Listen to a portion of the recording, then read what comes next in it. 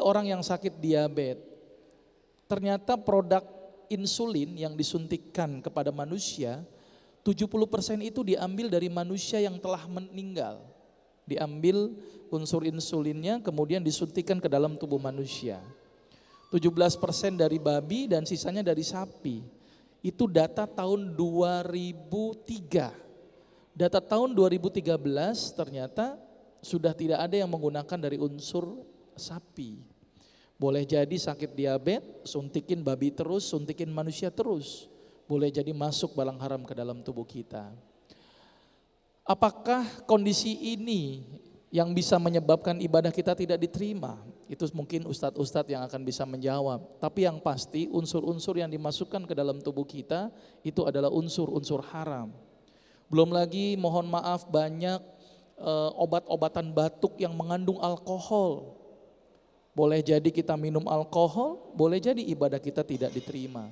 Bahkan sekarang ini lagi ngetren herbal. Herbal pun sudah mulai dimasukkan barang-barang haram. Saya cukup khawatir, saya kemarin survei ke beberapa produsen-produsen herbal. Mereka menggunakan ekstrak etanol. Ini jadi masalah ini, hampir sama halnya dengan kita masak makanan, tapi pakai sake atau pakai homer. Ya kan, walaupun dimasak sudah akan hilang, tapi tetap sudah bersinggungan dengan khamr. Dan ternyata banyak sekali produk-produk herbal pun juga sudah mulai dimasukkan barang-barang haram. Ini bagaimana jadinya umat ini? Kalau barang haram saja kita tidak bisa meninggalkan, bagaimana doa kita mau diterima oleh Allah? Maka itu saya cukup heran kenapa kita selalu memperhatikan makanan kita dari sisi halal haram, tetapi kita tidak pernah memperhatikan obat yang kita makan. Apakah obat ini halal atau tidak? Maka itu obat-obatan kimia sintetik tidak ada unsur tulisan halalnya. Karena ternyata hampir mayoritas obat-obat kimia sintetik berasal dari orang-orang yang memusuhi Islam. Nah ini PR buat kita. Padahal Rasul sudah memberikan banyak kita contoh bagaimana menggunakan sunnah-sunnahnya untuk pengobatan. Salah satu sunnah yang sederhana yang bisa menjadi obat, salah satu saya contohkan, itu adalah senyum saja. Saya ngobatin pasien darah tinggi, sederhana sebenarnya. Kebenaran pada waktu itu pasien yang saya obati kepala pas pampres, Pak. Ternyata punya penyakit darah tinggi dan harus minum obat seumur hidup. Pada waktu itu saya suruh stop obatnya, saya coba ganti dengan timun, seledri, bawang putih, pisang raja, kurma pada waktu itu. Saya pada waktu itu terkenal sebagai terkun, Pak, dokter plus dukun gitu ya. Jadi dikenal nggak pakai obat. Saya pakai itu tidak berefek, saya naikin dosis tidak berefek. Ternyata sembuhnya dengan apa? Hanya dengan saya suruh senyum saja. Senyumnya berapa kali? 20 kali sehari dengan durasi senyum selama 20 detik. Sembuh ternyata. Dan ternyata penelitian itu menunjukkan bahwa senyum 20 kali sehari akan menghasilkan zat di dalam otak yang namanya beta endorfin, yang fungsinya untuk melebarkan pembuluh darah. Di situ saya berpikir ini perilaku sederhana aja bisa menjadi obat. Itu contoh salah satu. Belum lagi sunnah-sunnah yang lain. Misalnya berwudu dengan cara istinsyaq. Ternyata istinsyaq bisa mengobati penyakit sinusitis. Kenapa kita harus melakukan tindakan operasi? Contoh lagi penggunaan madu, habatus sauda dan begitu banyak sekali sunnah-sunnah Rasul. Kenapa kita sebagai umat Islam tidak menggunakan itu? Lebih senang menggunakan unsur-unsur yang mohon maaf. Boleh jadi itu haram.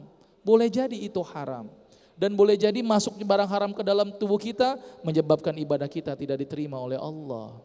Ini menjadi fenomena yang sangat luar biasa. Apalagi di DKI ini ada program yang namanya Kartu Jakarta Sehat.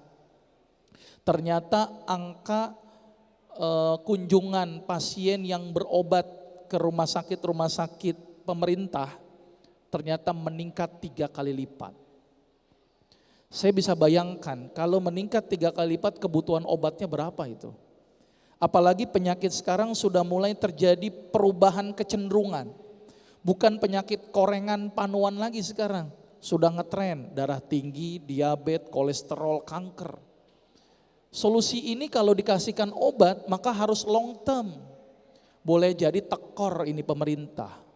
Padahal untuk obat-obat itu sebenarnya mudah, apa yang ada di sekitar kita bisa dijadikan obat.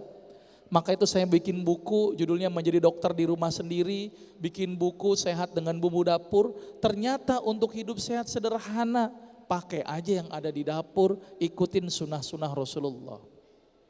Ini yang menyebabkan saya kenapa saya tertarik untuk kembali kepada alam. Ini yang menyebabkan saya kenapa saya tertarik kepada pengobatan herbal, bahwa herbal ini sangat mudah. Jadi masyarakat tidak perlu beli obat herbal sebenarnya, ambil di dapur. Contoh yang sederhana, sakit sendi. Padahal mudah loh, tinggal cari jahe, kencur, sereh, cengkeh, dibecek, tempelkan, ikat selama kurang lebih 1 jam, dilakukan pagi dan sore, baik sebenarnya loh. Kenapa kita harus mengorbankan badan kita dengan obat-obat kimia sintetik seperti piroksikam atau golongan analgetik lainnya yang menyebabkan iritasi lambung. Contoh lagi sakit mah, daripada mohon maaf ya beli obat-obat mah yang salah satu kandungannya ada famotidin, ranitidin, simetidin yang berefek bikin hirsutisme dan ginekomasti.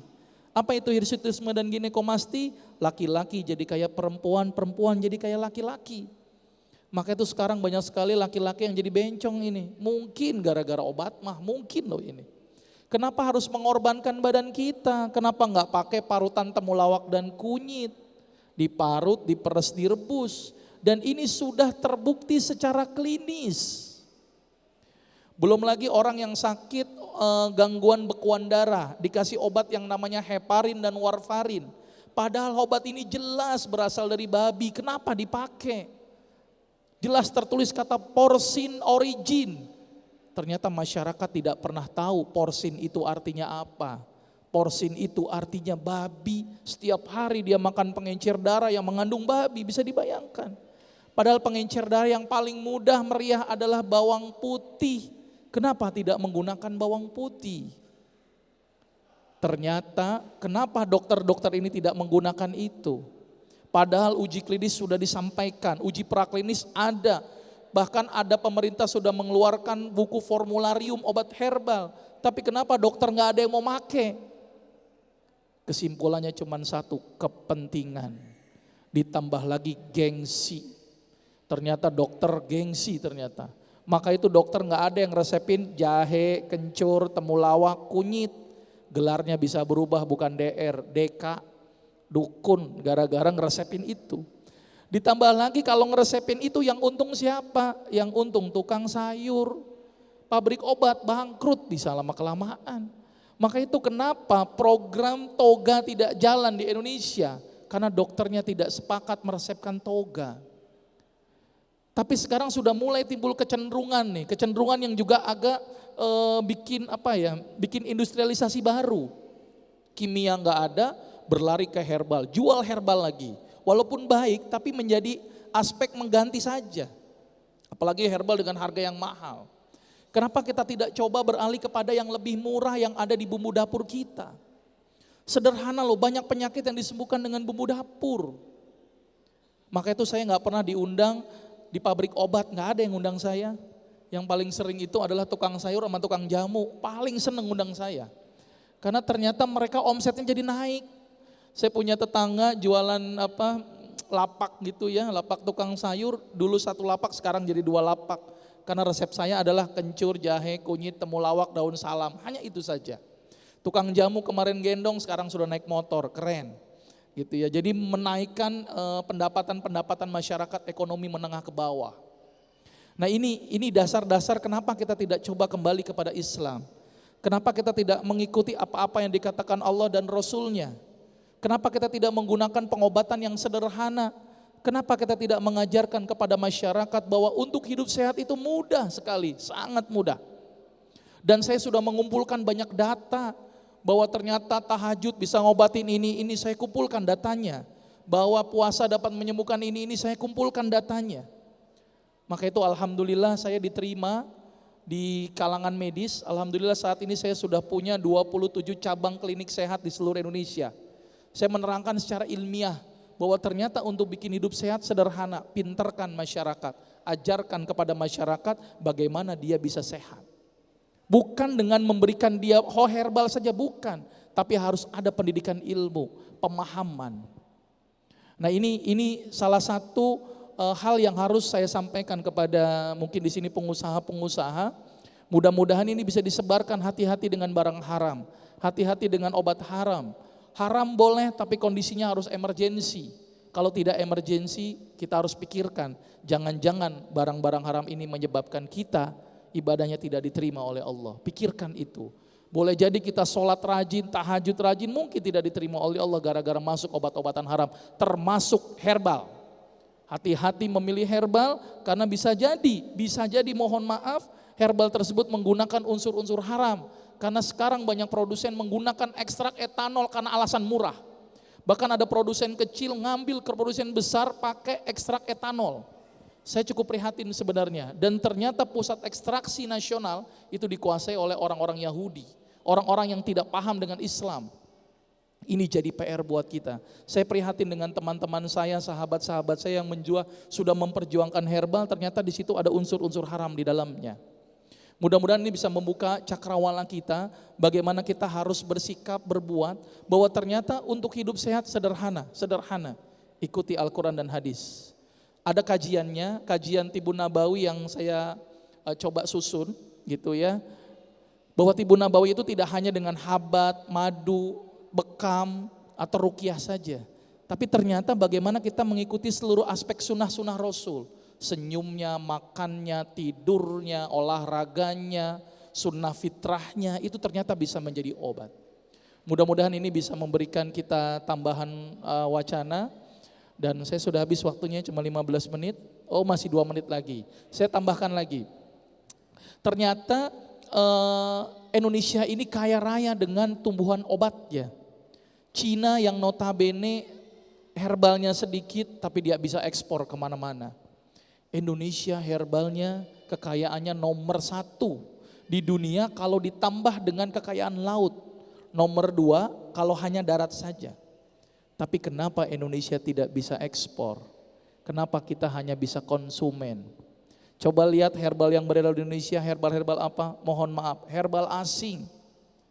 Di negara sendiri herbal asing. Madu aja madu asing. Karena mohon maaf, mungkin dia tersebar dengan jalur-jalur mohon maaf yang memberikan bonus banyak.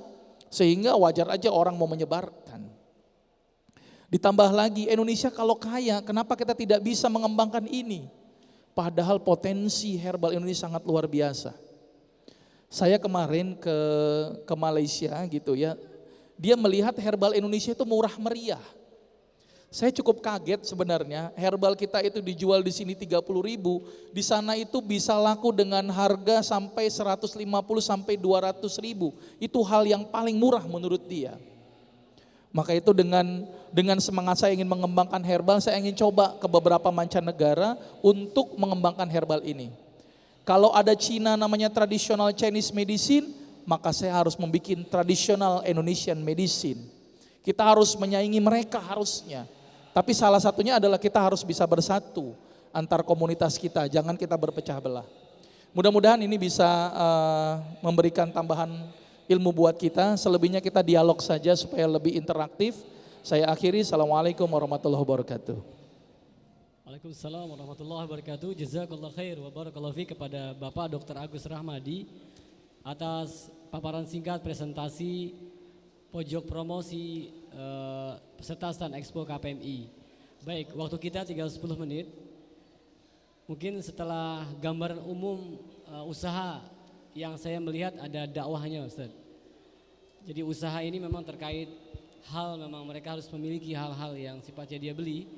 Tapi lebih dari yang disampaikan oleh Bapak Dr. Agus adalah terkait bahwa muamalah yang dilakukan dalam proses usaha klinik sehat ini adalah dakwah dan edukasi saya pikir.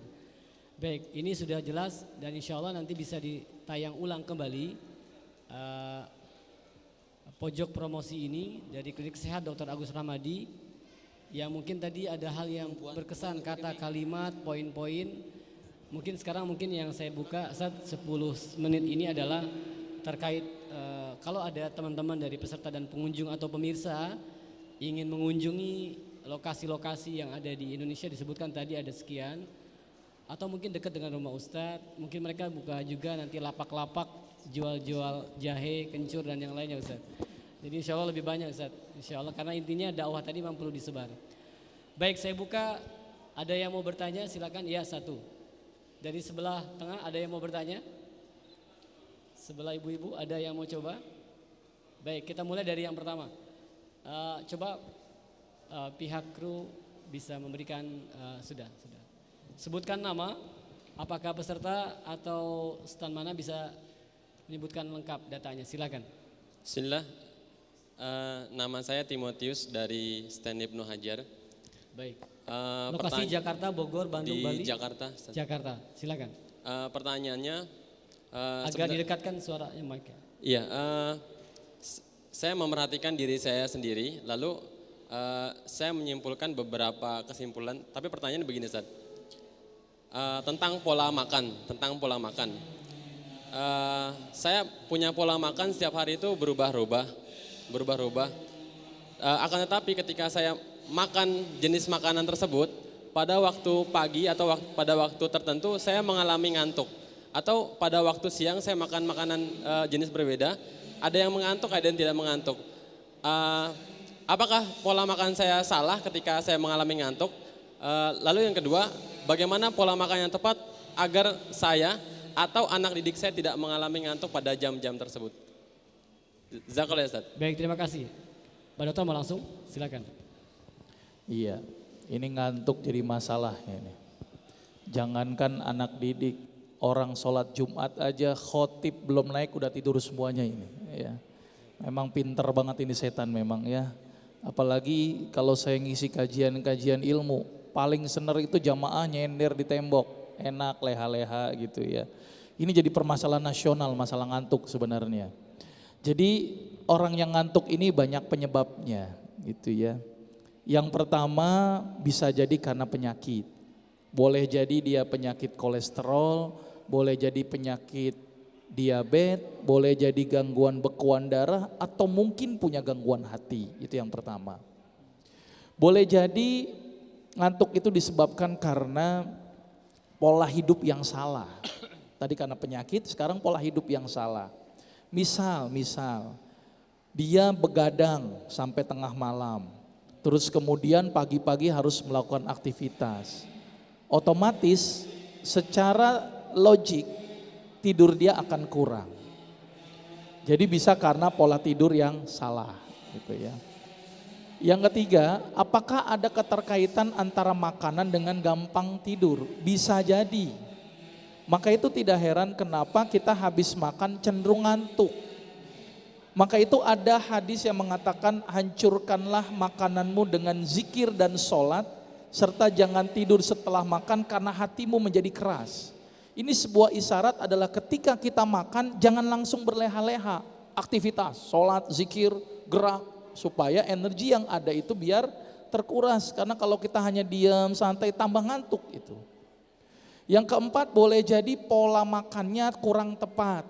Misalnya belajar jam 8, makannya jam 7, pasti ngantuk duluan ini.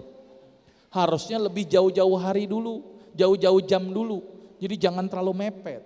Karena boleh jadi ketika ngempek hawanya itu pasti ngantuk. Kenapa bisa ngantuk ketika habis makan?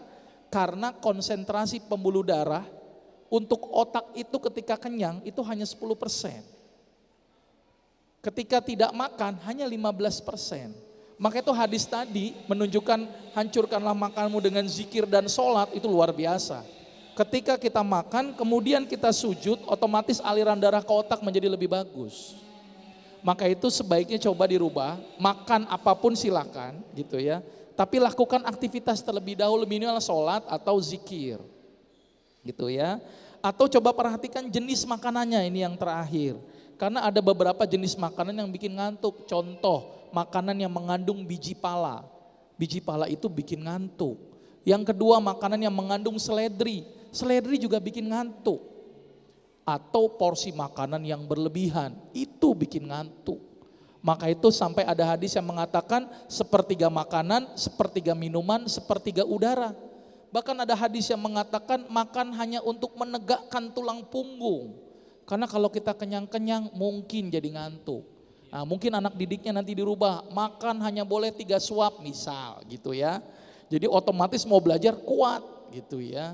Masalahnya makan sebebas-bebasnya sampai bunyi selesai, ngantuk jadinya. Jadi boleh jadi jenis makanan atau boleh jadi jumlah makanannya. Atau jam makannya yang tidak tepat. Gitu ya akhi ya. Jadi sarannya adalah ngikutin apa-apa yang dilakukan oleh Rasul seperti itu. Dan juga tidurnya pun sebaiknya harus cukup. Rasul punya kebiasaan tidur di awal malam, bangun di awal pagi. Kalau saya berhitung itu kurang lebih kalau di awal malam sekitar jam 8, jam 9 Rasul tidur. Di awal pagi Rasul bangun sekitar jam 2, jam 3. Gitu ya. Berarti secara teori tidurnya Rasul cukup, kurang lebih sekitar 6 jam, 4 sampai 6 jam. Bahkan 6 sampai 8 jam. Kecuali di bulan-bulan Ramadan, Rasul sangat sedikit tidurnya. Gitu ya. Ini gambaran, tidur pun juga menentukan dia gampang ngantuk atau tidak. Dan yang terakhir bisa jadi memang dia ngantukan Pak. Nah, itu juga bisa jadi tuh. Karena ada beberapa orang yang tipikalnya ngantukan Pak. Dengan orang ceramah dikit, tidur. Bengong dikit, tidur. Ya memang udah susah ini kalau kebiasaan begitu. Ya, jadi saya minta banyaklah bergerak. Begitu ya Pak ya. Mudah-mudahan anak didiknya bisa diatur dengan pola hidup Rasulullah sebenarnya. Mudah kok Pak, tinggal baca aja hadis-hadis yang berhubungan dengan kebiasaan hidup Rasulullah. Gitu ya, bagaimana dia tidur, bagaimana dia makan, bagaimana tingkah laku Rasulullah gitu kan. Itu sebenarnya bisa menyebabkan kita menjadi sehat sebenarnya. Cuman masalahnya ini tidak pernah dikaji. Banyak kajian-kajian Islam itu hanya seputar akidah atau fikih, tapi masalah kesehatan sedikit sekali yang mau mengkaji. Sedikit sekali, bahkan saya kuliah hadis pun, ustadznya pun gak tertarik dengan masalah kesehatan.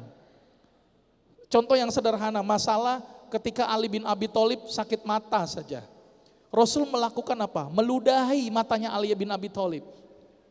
Cuman saya mempraktekkan hadis ini, gak ada satu pasien pun yang mau saya ludahin ternyata ya. Jadi gak jadi saya pakai. Tapi ini salah satu contoh bahwa hadis ini sesuatu biasa buat saya. Tapi banyak ustadz ini memandang mungkin tidak perlu gitu ya. Tapi buat saya ini cukup luar biasa. Ternyata air liur kita mengandung lisosib dan sebagainya. Tidurnya Rasul, menurut beberapa ustadz ini tidak penting. Tapi menurut saya luar biasa ini. Ada sebuah rahasia kenapa Rasul sehat.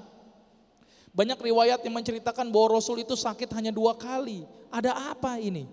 Sekarang kita sakit 2 kali jarang banget. Masuk angin setiap hari, kan jadi masalah ini ada sesuatu yang salah ini sebenarnya. Gitu ya, kerokan terus-terusan, ini berarti imunitas tubuh yang gak bagus. Kenapa? Boleh jadi kita tidak mencontoh Rasul, boleh jadi. Gitu ya, apalagi di School of Ibnu Hazar, berarti benar-benar di aspek syar'inya harus dilakukan, ikutin semua sunnah-sunnahnya. Gitu ya, saya pengen punya cita-cita bikin sekolah tapi nggak kesampaian gitu ya, duitnya kurang gitu ya. Mungkin di Ibnu Hazar bisa aja ini bisa lebih bagus dibikin struktur bagaimana pola hidup yang sehat berdasarkan suntunan sunnah. Jadi nggak gampang ngantukan mahasiswanya gitu ya. Bukan mahasiswa ya, mohon maaf. Baik, silakan ada yang bertanya lagi? Ya, masih ada waktu. Silakan. Mungkin dari Ummahat dulu, ibu-ibu ada? Ya, kita berikan kepada ibu-ibu dulu. Silakan kru bisa memberikan. Ya, mic-nya dikasih. Ya, silakan silakan Assalamualaikum warahmatullahi wabarakatuh. Yang pertama, kalau saya memiliki penyakit mah kronis, kalau pagi suka gemeter, suka panas dingin juga gitu yang pertama. Terus apa resepnya Pak Ustadz gitu. Terus yang kedua, kalau setiap bada isya, saya suka sesak nafas gitu. Baik, Ya, sudah itu saja. Ya, jazakallah. Nah ini mah ini, bukan pah ya, mah. Ternyata sakit mah ini banyak mengenai makhluk-makhluk yang namanya manusia ternyata sekarang ini. Ada beberapa hal yang bisa menyebabkan penyakit mah atau bahasa medisnya gastritis atau ulkus. Salah satu faktor penyebabnya yang mungkin tanpa kita sadari adalah gara-gara obat-obatan. Ada beberapa obat-obatan yang bisa mengiritasi lambung. Contoh, obat pusing, obat demam, obat nyeri, obat bengkak. Ini adalah obat-obatan yang bisa mengikis lambung. Contoh yang paling sederhana, misalnya ada orang sakit radang tenggorok, itu kemudian dikasih obat-obat radang, itu pasti lambungnya akan luka. Bisa jadi karena itu. Yang kedua bisa jadi karena, mohon maaf, kita kalau makan sekali kunyah 1-2 telen. Kadang-kadang saking laparnya sepiring-piringnya masuk semuanya. Nah ini jadi pola yang salah gitu ya. Padahal ada hadis yang mengatakan makan sebelum lapar, berhenti sebelum kenyang. Artinya kalau bahasa konversi medisnya jangan telat makan. Jangan telat makan gitu ya. Jadi sebelum lapar ya kita isi dan sebelum kenyang stop. Karena kalau terlalu kenyang menyebabkan overdistensi, lambungnya terlalu melebar. Kalau terlalu lapar menyebabkan asam lambung keluar dalam jumlah yang banyak. Asam lambung ini sangat luar biasa, kalau saya teteskan di ubin jebol itu ubin Bu. Itulah hebatnya asam lambung manusia. Tapi ternyata Allah menciptakan cairan koloid sehingga asam lambung itu tidak merusak yang namanya lambung. Tapi kalau lambungnya rusak, nah itu jadi masalah. Jadi tolong perhatikan Bu, kebanyakan orang terjadi gara-gara dia terlalu lapar makan atau makan terlalu kenyang, ini terlalu bermasalah. Jadi benar nih pesannya dari Rasul, kalau bisa jangan telat makan dan juga jangan makan kenyang-kenyang. Gitu ya Bu, ya itu bisa jadi penyebab yang nomor 2, jadi makan kita tidak benar. Atau bisa jadi penyebab yang nomor 3 disebabkan karena faktor infeksi. Misalnya makanan-makanan yang mengandung kuman Helicobacter pylori yang menyebabkan iritasi di daerah lambung.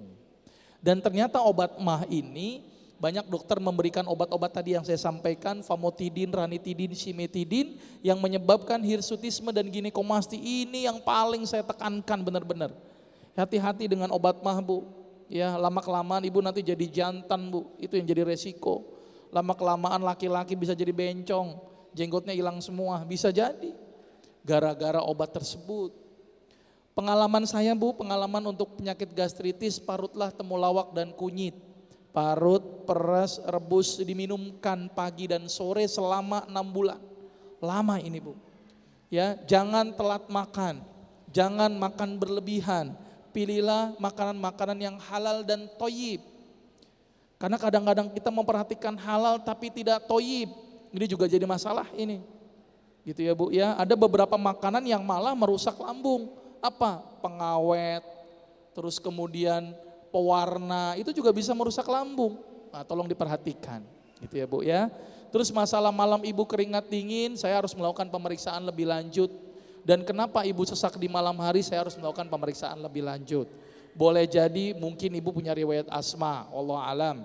Boleh jadi ibu punya penyakit jantung, wallahu alam. Atau boleh jadi dari sakit mahnya mendesak diafragma sehingga dia sesak. Maka saya harus melakukan pemeriksaan lebih lanjut apa yang menyebabkan ibu sesak dan keringat dingin.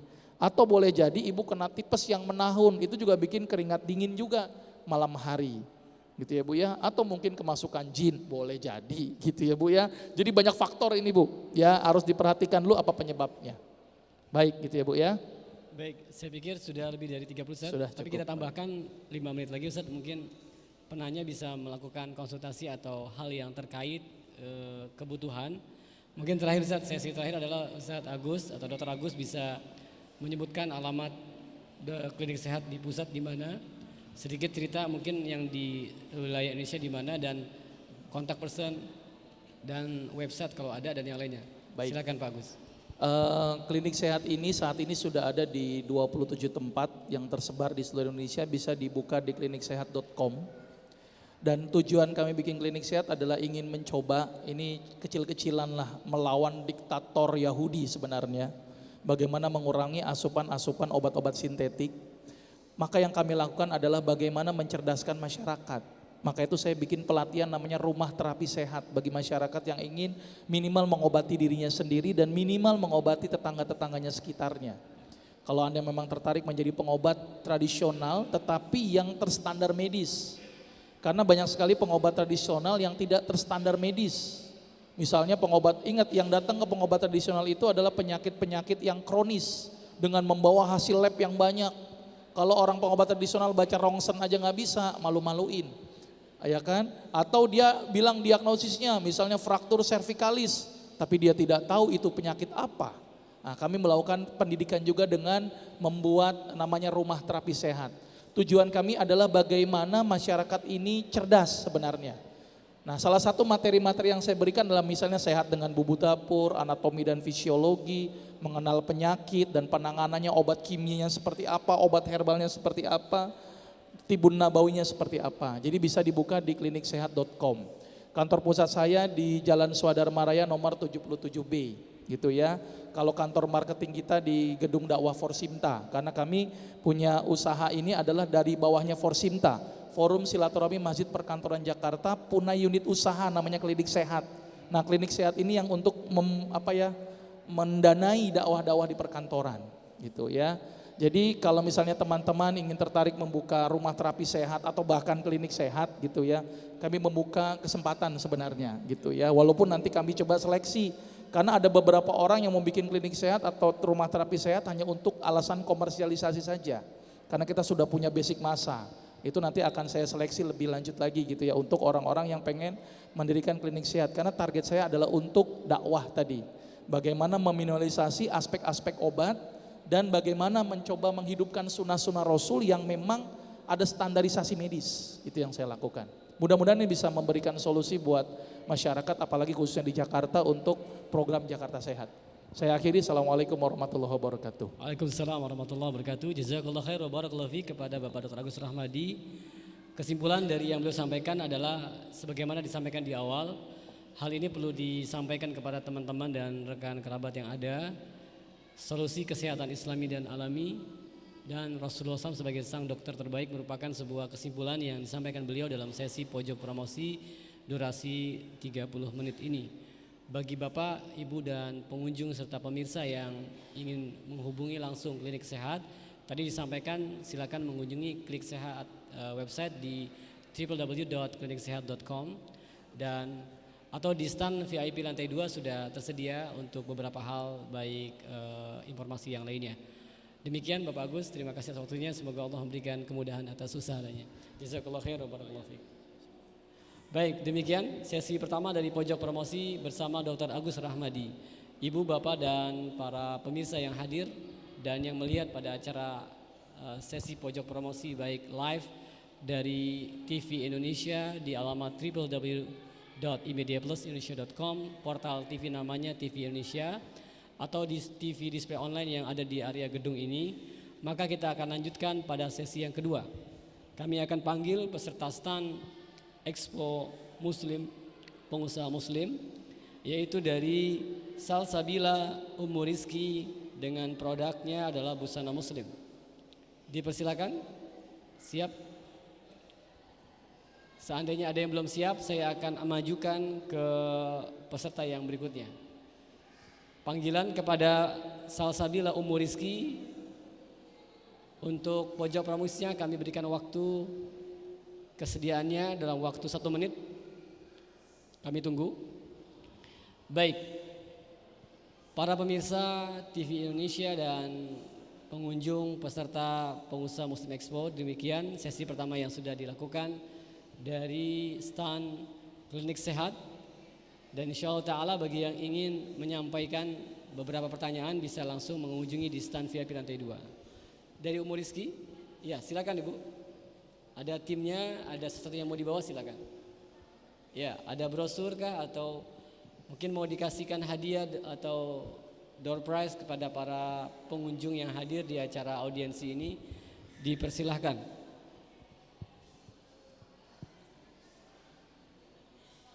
Baik, diberitahukan kembali insya Allah setelah waktu zuhur tiba, setelah selesai salat zuhur pukul 12.20, kami akan lanjutkan kepada peserta berikutnya yang sudah mendaftarkan diri.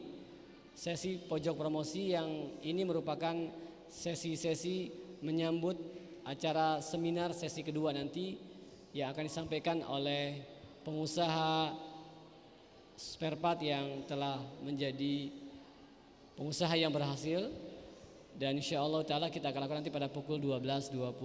Silakan Om, ya, bisa dipegang. Baik, kita mulai sesi pojok promosi yang kedua. Assalamualaikum warahmatullahi wabarakatuh. Kepada pemirsa televisi Indonesia atau TV Indonesia yang beralamat di www.imediaplusindonesia.com, portal TV Indonesia yang bisa dibuka di TV web dan TV smartphone gadget. Dan para peserta dan pengunjung pengusaha Muslim Expo sudah hadir bersama saya. Di sebelah kanan saya ada Umu Rizki, ibunya Rizki, yang ingin beliau menyampaikan tentang sebuah usaha yang beliau usahakan sampai dengan mengikuti acara ini. Produk-produk yang beliau ingin sampaikan mungkin termasuk harga umum dan harga promosi di Expo, dengan menyantumkan beberapa perincian alamat informasi lengkap dan seterusnya. Silakan Om, kami persilakan. Assalamualaikum warahmatullahi wabarakatuh. Waalaikumsalam warahmatullahi wabarakatuh. Selamat datang di pameran Expo KPMI 2013 kepada seluruh pengunjung. Kami dari brand Salsabila Umu Rizki akan mengedepankan tema busana muslim kafah ya. Untuk para umahat atau ikhwan semuanya yang kira-kira berkenan untuk melihat koleksi-koleksi kami, silakan dibuka di web kami www.busanamuslimkafah.com ya, atau di email kami salsabilaumurizki@yahoo.co.id atau di FB kami Salsabila Umu Rizki. Jika ingin purchase order yang kira-kiranya untuk pemesanan untuk reseller, bisa di nomor pas respon kami di 0852 1909 0506. Alamat kami di Perumahan Villa Mutiara Cikarang 1, Blok G2 nomor 1, Ciantra, Cikarang Selatan. Saat ini stand kami ada di depan Hypermart Lipo Cikarang, tepatnya di Mall Lipo Cikarang di lantai 1. Butik kami ada di belakang Giant Villa Mutiara Cikarang, dan saat ini kami ikut expo ada di lantai 1, tepatnya di lantai 1, tepatnya di samping Selasar ya. Ya, Salsa Dep Store. Kami himbau kepada seluruh pengunjung pameran Expo 2013, silahkan kunjungi stand kami, dapatkan diskon menarik selama pameran ini. Terima kasih. Baik, jazakallah khair kepada Ummu Rizki. Mungkin nanti untuk gambaran standnya seperti apa, kita sudah menyiap rekamannya dalam bentuk off airnya. Nanti insya Allah ta'ala bagi pemirsa dan para pengunjung bisa melihat apa-apa produk yang ingin disampaikan. Mungkin sedikit gambaran produk yang ditawarkan pada saat expo ini Om, kira-kira harga apakah promonya sekian persen atau ada hal yang lain unik yang mungkin bisa disampaikan, silakan. Oke, insya Allah. Jadi kita di sini menjual produk berbagai macam busana muslim, dari yang istilahnya masih modern hingga yang kafah ada. Nah, nanti di sini kita menjual dari produk muslim khusus ikhwan dan akhwat, anak-anak maupun dewasa. Gitu. Untuk promo kali ini, untuk setiap pengunjung pameran Expo dapat diskon menarik selama pameran. Silakan kunjungi stand kami. Minimal pembelian 3 piece itu dapat harga grosir, harga untuk reseller. Baik, demikian Om, cukup. Sudah sampaikan tadi ya beberapa hal. Baik, perinciannya nanti untuk informasi lengkap akan kami sampaikan dalam bentuk running text pada sesi off airnya nanti insya Allah. Demikian sesi kedua dari pojok promosi dari Salsabila Umu Rizki Collection, produk busana muslim. Terima kasih Om ya, insya Allah semoga Allah mudahkan dan diberkahi usahanya. Amin amin. Terima kasih. Baik. Assalamualaikum warahmatullahi wabarakatuh. Waalaikumsalam warahmatullahi wabarakatuh. Baik, demikian sesi yang kedua dari pojok promosi stand Salsabila Umu Rizki. Masih ada waktu sebelum waktu zuhur, saya akan panggil dari stand peserta atas nama Yuli Ratnasari yang juga ingin menyampaikan pojok promosinya dalam bentuk profile company, produk busana muslim wanita atau gamis Naura. Kami panggil bagi peserta yang bernama Yuli Ratasari, kami izinkan agar hadir karena yang ini merupakan sudah terdaftar di data kami. Silakan. Saya tunggu kurang lebih 1 menit. Baik. Siap-siap yang mungkin sudah siap. Seandainya kita lompat dari Yuli Ratasari ketika beliau belum hadir, saya akan panggil yang berikutnya jika sudah siap, yaitu Suka Suki Takoyaki, sebuah stand peserta Expo KPMI produk kuliner Jepang. Silakan yang sudah siap, kami tunggu. Suka Suki Takoyaki yang sudah siap, kami persilakan. Baik. Ketika belum hadir, kami lanjutkan dengan melompat pada Kebalen Cafe. Ahlinya perut lapar. Silakan bisa hadir. Kami tunggu di panggung utama. Sambil menunggu, kami panggil kembali yang mungkin sudah siap dari Nuansa Computer, Sales, Maintenance, Service dan Training. Kalau mungkin masih sibuk, ada yang menjual atau ada yang sedang di standnya, kita lompat lagi. Kami panggil atas nama Ayu Collection, produk pakaian muslim anak-anak. Ya. Kemudian lanjutannya yang mungkin sudah siap, silakan maju ke panggung utama. CV Trimulya Utama, ya, trimulya.net.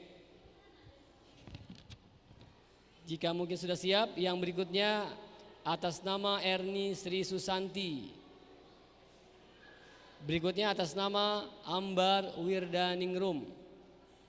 Berikutnya atas nama Bambang Setiawan, Bams Aurera atau Aura Herba. Terakhir atas nama Pudiarto Trihadi. Baik, seandainya memang tidak ada, kita akan short atau tutup dulu sesi pojok promo dalam rangka menunggu waktu sholat zuhur. Karena sudah mendekati waktu sholat zuhur, demikian pemirsa dan warga Indonesia yang berbahagia, kita akan break dulu. Kita akan kembali lanjutkan pada pukul 12.20 siang ini. Demikian, barakallahu fikum. Assalamualaikum warahmatullahi wabarakatuh.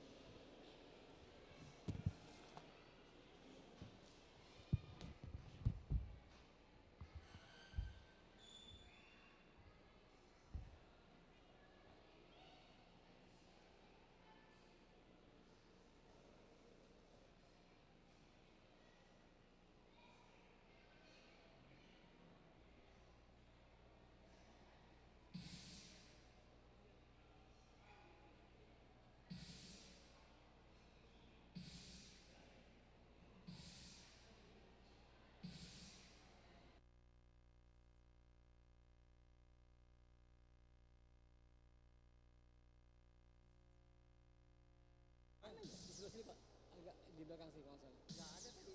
Oh enggak ada? Bentar dicoba. Ya.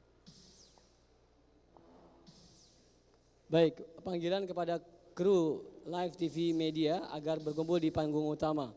Seluruh kru panitia Live Media, tim Live Media bisa berkumpul di panggung utama. Syukran.